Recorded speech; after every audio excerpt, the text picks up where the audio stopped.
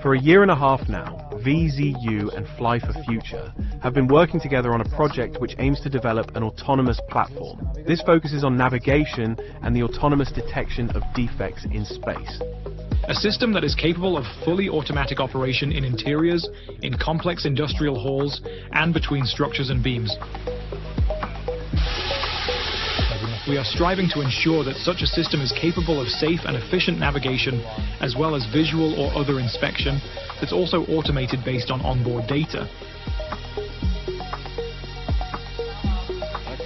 We intend to operate the Temelín power plant for more than 60 years, which means in practice that we have to upgrade not only our own equipment, which basically produces electricity, but we also have to upgrade the methods which we apply to verify the condition of such equipment.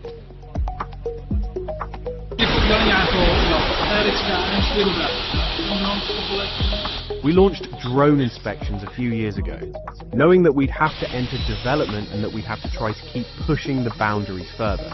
We knew that to do so, the only ones we could unite with are Fly for Future. We come from the Czech Technical University in Prague, where we're dedicated to the most advanced research in the field of autonomous robotics.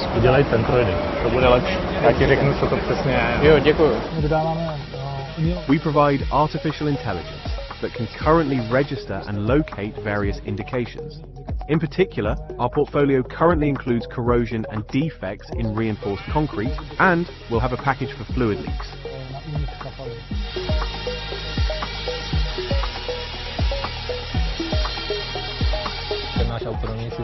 In contrast to a human operator, our autonomous system is able to do the same inspection work any day of the year.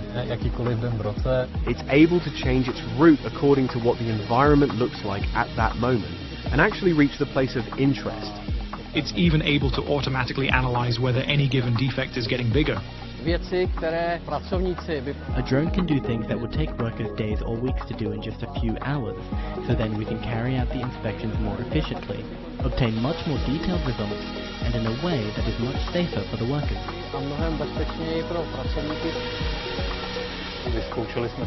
We tried it on tower number 4, starting by scanning the tower shell from the outside. A map was created, and then we evaluated the individual defects. We passed to the interior as well.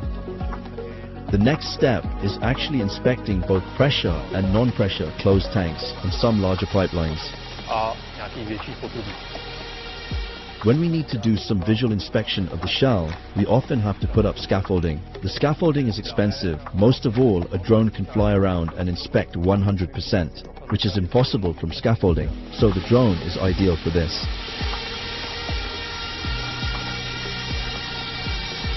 I can see the potential wherever there's something that requires maintenance, something that's meant to serve people in some way and shouldn't lose its functionality. These applications are the areas where these platforms can gain ground.